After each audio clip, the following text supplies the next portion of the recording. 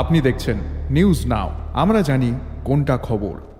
শ্রীমন্তপুর পঞ্চায়েতের ভোগজুর এলাকায় গোপন সূত্রের খবরের ভিত্তিতে যৌথভাবে অভিযান চালিয়ে আগ্নেয়াস্ত্র উদ্ধার করেছে সোনামুড়া থানা পুলিশ এবং বিএসএফ।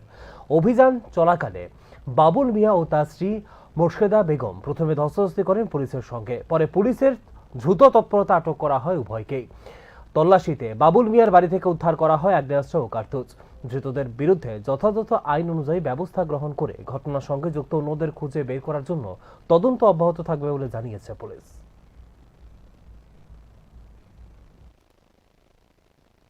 बयस कितने साल की है?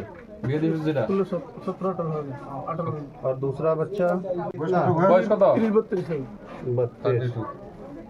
बच्चे कितने हैं? 3। मुर्शिदा मुर्शिदा बेगम बेगम। कितना एज? সমস্যা আছে।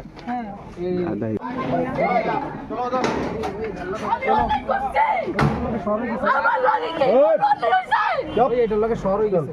ও